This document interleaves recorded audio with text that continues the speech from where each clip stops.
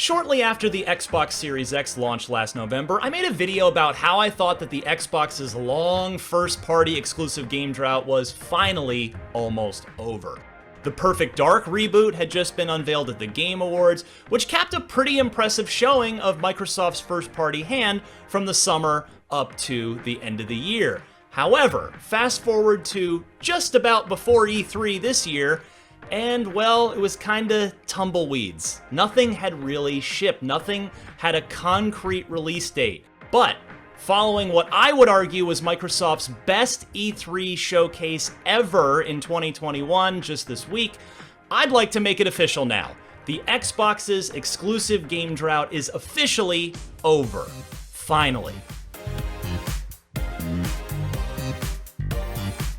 Now, it wasn't just the mere act of ending this scarcity of exclusives that matters, but the definitive way in which Microsoft has done it. By that, I mean this. They have made a series of forward-thinking chess moves that are now paying off. Firstly, Microsoft answered the long-lingering Bethesda exclusivity question once and for all by kicking the whole darn thing off with Starfield and declaring very boldly, yes, this will be an Xbox exclusive. Curiously, Starfield's out on November 11th of next year. Todd Howard really seems to like 11/11 because Skyrim came out on 11/11/11. Also, this applies to Arcane's Redfall, another Bethesda game, obviously, due out in summer 2022. It is an Xbox exclusive. They made it explicitly clear. Microsoft cut a big check to buy Bethesda, and now we know, without a doubt, that their games are coming to Xbox, PC, and no other console. Secondly, Xbox Game Pass continues to be the biggest bang for your buck around, bringing in big third-party games on day one following the big-name stuff we heard about earlier last year that's out now, like Outriders and MLB The Show 21.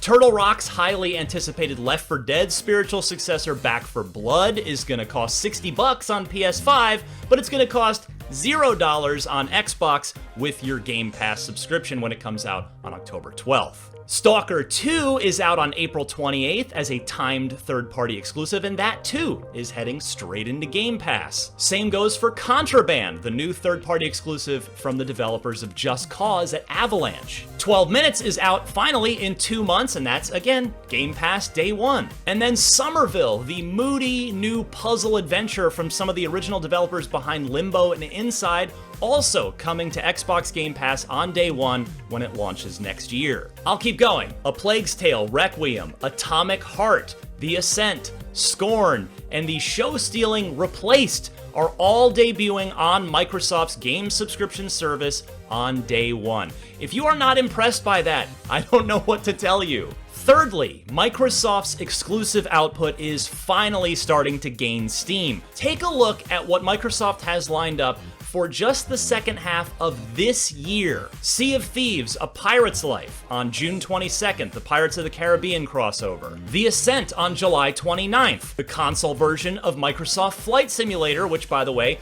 also the first Xbox Game Studios game to leave the Xbox One behind. That is out on July 29th too. 12 Minutes will be out on August 19th. Psychonauts 2 hits a week later on August 25th. Sable drops on September 23rd. Forza Horizon 5 unexpectedly parachuting in on November 9th. And then, of course, Halo Infinite. Still no exact release date there, but we know it's coming this holiday. The momentum rolls right into next year when we've got Starfield, Stalker 2, Somerville, Party Animals, Plague Tale, Replaced, and Redfall, and that's without having a firm idea about any other first-party possibilities for 2022, stuff like the Forza Motorsport reboot, Hellblade 2, and more. I'll tell you, the Xbox-Bethesda showcase was, in my opinion, the company's best one ever. I mean, it helped that Microsoft finally jettisoned most of its human presenters. I mean, those developer roundtable discussions from years past where each person was pretending to talk to the other person, but really just looking over their shoulder at the teleprompter on the other side of the room. That was a particular pain point, if you ask me, and it's all gone. And then the other half of the improved equation for this year being the excellent curation of games and the content within those trailers for those games.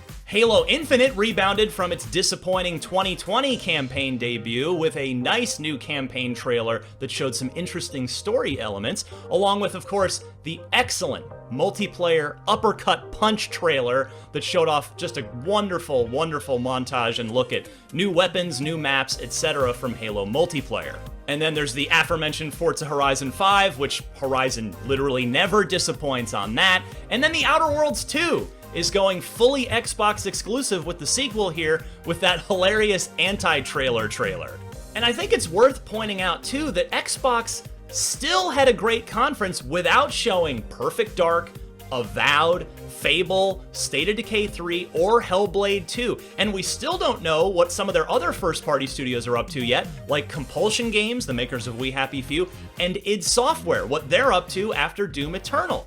But the bottom line is this: by filling up the remainder of the 2021 calendar and planting a number of flags in the soil for 2022, Xbox has finally done what gamers have been waiting years for. It has ended its long exclusive game drought. Here is to a more bountiful era of Xbox gaming. For more on all things Xbox, be sure to tune into our weekly Xbox show, Podcast Unlocked, every Tuesday.